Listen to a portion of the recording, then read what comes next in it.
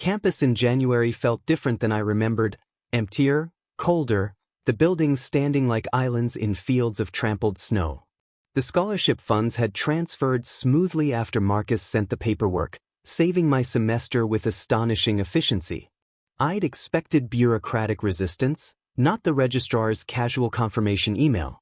My steps quickened as I approached the arts building. Marcus had returned 2 days earlier for senior showcase preparations but had been strangely brief in his communications. Just arrived safely and busy with department meetings. After our daily contact over the latter part of break, the sudden distance felt jarring. The photography department's main studio stood empty, unusual for the first day of spring semester. I checked the darkroom next, finding only a first year I vaguely recognized. "Looking for Westfield?" she asked, not looking up from her chemicals. "Yes, actually. Haven't seen him since winter showcase submission deadline." She shrugged. "There's a rumor he's sick again." The casual way she said it, again, suggested Marcus's health was more common knowledge than he'd led me to believe. I thanked her and left, sending a text that received no immediate response. Tyler was my next logical source of information, but finding him proved equally challenging until I spotted him leaving the film department office, expression grim. "Tyler!" I called, jogging to catch up. "Have you seen Marcus?" His face shifted through recognition to something more complicated. "You don't know." "Know what?" He led me to a nearby bench, brushing off snow before we sat. "Marcus had a severe flare-up 3 days ago. He's been at University Hospital since." Ice formed in my stomach. "How bad?" "Bad enough that they're adjusting treatment approaches entirely," Tyler said quietly. "His immune system is basically attacking his joints and connective tissues. They're trying to stabilize inflammation levels." "Why didn't anyone call me?" I asked, hurt piercing through shock. Tyler's expression turned apologetic. "I tried your cell yesterday. It went straight to voicemail. My phone had died during the flight back, and in the chaos of moving in again, I hadn't charged it until late last night." "I should go to him," I said, already standing. "Eliot." Tyler's hand on my arm stopped me. "His father's there." It's tense. The warning registered, but my need to see Marcus overrode caution. I thanked Tyler and headed directly to the University Medical Center, a modern facility attached to the teaching hospital where student health concerns beyond the basic clinic's capacity were treated. At reception, I asked for Marcus Westfield's room, only to be told visitor access was restricted to approved family. When I explained our relationship, the receptionist's expression remained professionally neutral. "I can call up to the room and ask if you can be added to the approved list." Minutes later, she handed me a visitor's badge. "Room 412. 4th floor, East Wing." The elevator ride stretched endlessly. I'd prepared for Marcus being unwell, but restricted visitors suggested severity beyond my imagining. When the doors finally opened, I followed signs through antiseptic corridors to room 412, hesitating outside the partially open door when I heard voices within.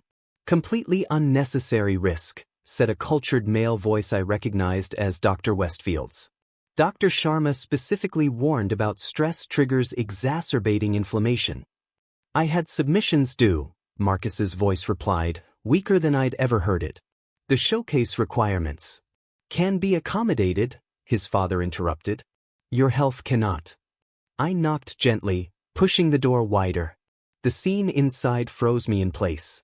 Marcus lay propped against white pillows, skin nearly as pale as the sheets, and 4 stand beside him delivering clear fluid. Dr. Westfield stood at the window, impeccably dressed despite hospital surroundings, turning sharply at my entrance.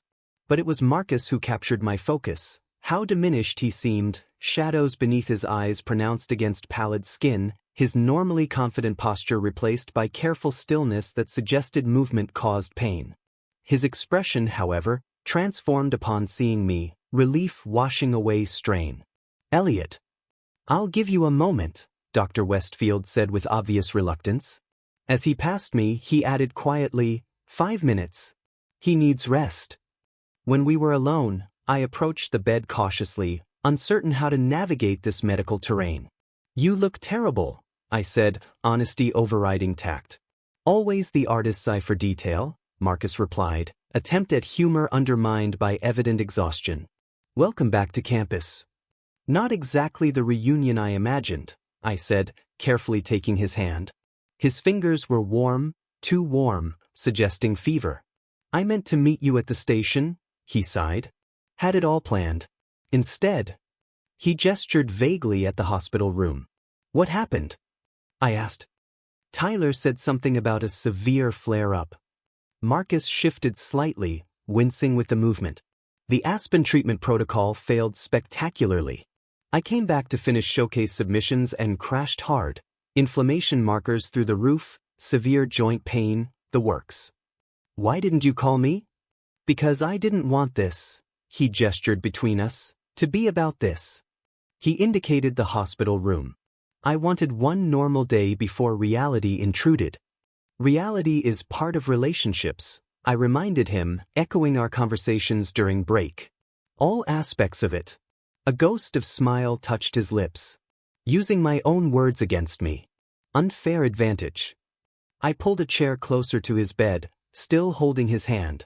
How serious is this? Serious enough to require treatment adjustment. Not serious enough to panic. His practiced response sounded rehearsed for his father's benefit. They're trying immunosuppressants with a different mechanism. Should help moderate the autoimmune response. How long will you be here? Another day or two, if markers improve. He studied my face. You look worried. Of course I'm worried, I said. My boyfriend is in the hospital, and I had to find out from some random darkroom occupant that he was sick again. The term boyfriend slipped out unplanned, hanging between us. We'd never formally labeled what we were to each other. Marcus's eyebrows rose slightly, but his reply was interrupted by a nurse entering to check vitals and adjust medication. She worked efficiently, asking Marcus about pain levels and symptoms with practiced professionalism. Your inflammation markers are trending down, she noted, reviewing the chart. Dr. Sharma will be pleased. After she left, Marcus looked more tired than before. Sorry. These meds make me foggy. I should let you rest, I said, though leaving was the last thing I wanted. Stay, he requested, fingers tightening slightly around mine. Just until I fall asleep?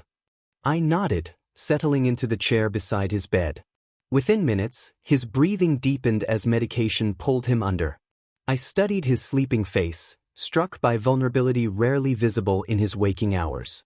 This brilliant, accomplished person, reduced to hospital pallor and 4 lines because his own body had turned against him. What struck me most was how ordinary it felt to sit beside him, even in these extraordinary circumstances. Not obligation but rightness. Not burden but connection.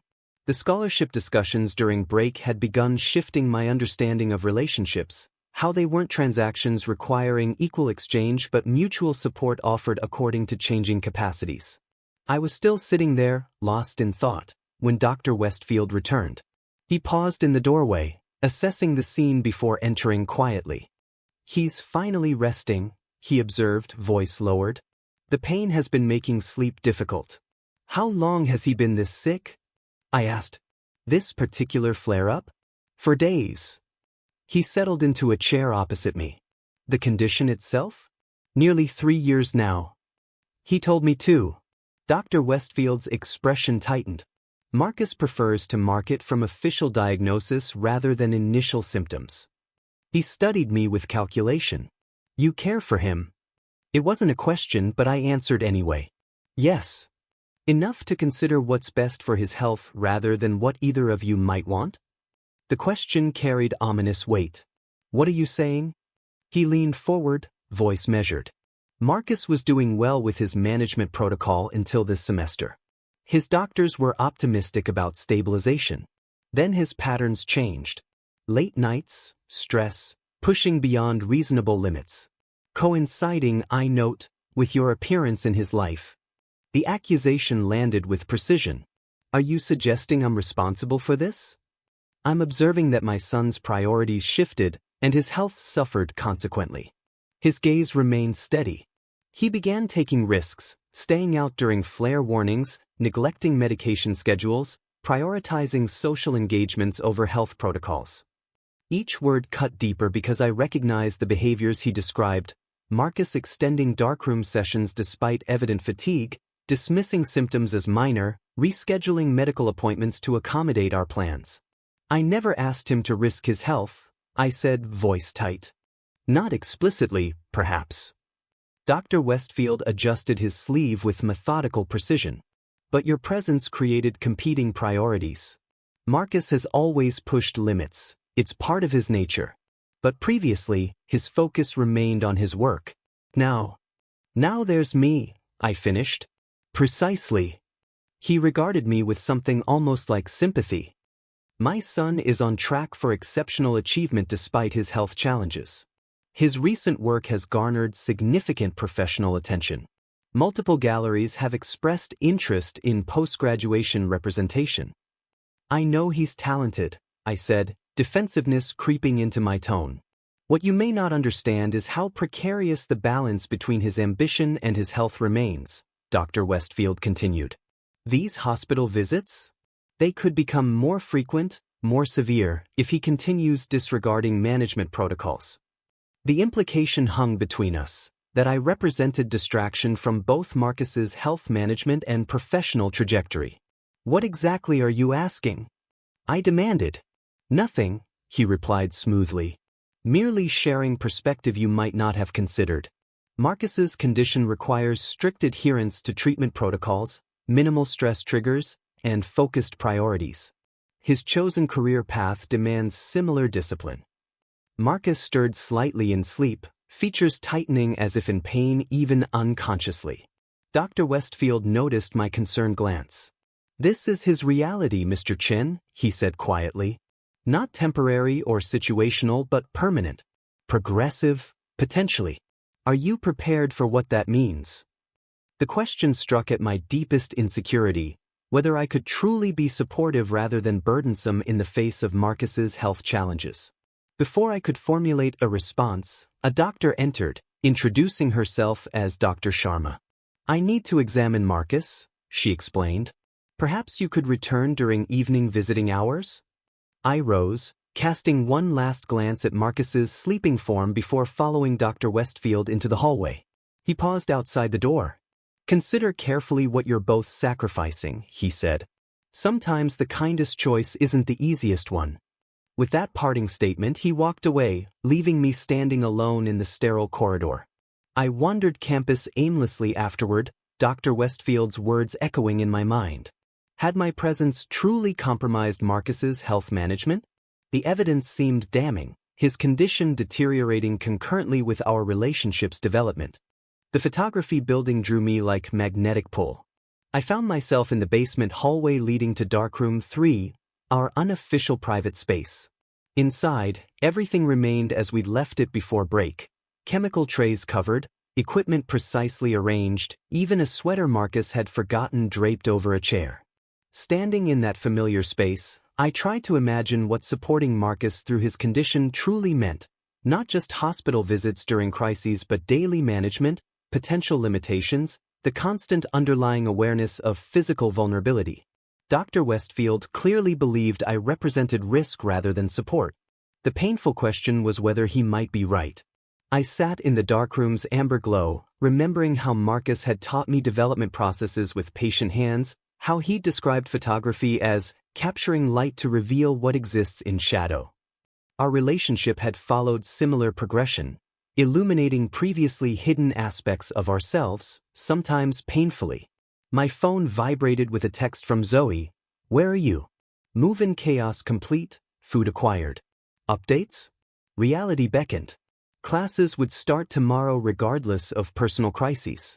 Life continued its forward momentum even as I questioned fundamental aspects of my relationship. I returned to the apartment, where Zoe's enthusiastic welcome faltered upon seeing my expression. What happened? She demanded. Is it Marcus? He's in the hospital, I explained, dropping onto our couch. Autoimmune flare-up. Apparently quite serious. That's awful, she said, sitting beside me. But treatable, right? Manageable, not curable, I clarified. And his father thinks I'm making it worse. His father is a pretentious asshat, she stated flatly. Maybe, I conceded. But he might also be right. I explained Dr. Westfield's observations, how Marcus's health had deteriorated alongside our relationship's development, how he'd started taking risks with management protocols, prioritizing time with me over medical necessities. So his father thinks you're what, a bad influence? Zoe scoffed. Marcus is an adult making his own choices. Choices that landed him in the hospital, I pointed out. She studied me carefully. You're actually considering it, aren't you?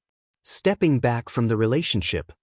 I'm considering what's best for Marcus, I clarified. What if his father's right? What if I'm a distraction from what truly matters, his health, his career trajectory? And you get to decide that unilaterally? She challenged. Without even talking to Marcus? I'm trying to be responsible, I defended. To consider his needs over my wants. No, you're looking for excuses to retreat, she accused bluntly. This is classic Eliot self-sabotage. Things get real, get challenging, and you find noble-sounding reasons to withdraw. Her assessment stung with uncomfortable accuracy. His father made some valid points, I insisted. His father wants to control Marcus's life and choices, she countered. And you're helping him by even considering this. I had no immediate response to that perspective. We sat in silence, her words settling between us like physical weight. I just want what's best for him, I finally said, the statement sounding hollow even to my own ears. Then maybe ask him what that is, she suggested, instead of letting his father decide. That night, sleep eluded me. I stared at the darkness, mind cycling through competing perspectives. If I truly cared for Marcus, shouldn't his health take precedence over my desire for his presence? But wasn't removing his agency in this decision equally problematic? The negative space between these conflicting truths seemed impossible to navigate, a void where no clear answer existed, only complicated, imperfect possibilities.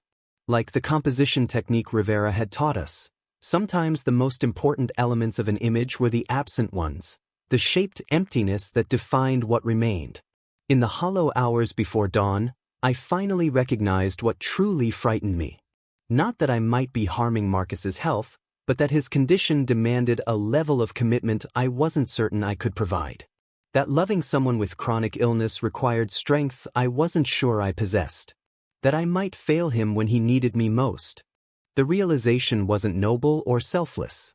It was terrifyingly honest, the fear not of sacrifice but of inadequacy. Not that I loved too little, but that the love I offered might not be enough for what he faced. Dr. Westfield had asked if I was prepared for Marcus's reality. The truth was, I didn't know. But I was increasingly certain that walking away to protect him would be the greater selfishness, avoiding my own fear disguised as concern for his welfare. As first light touched my window, I made a decision.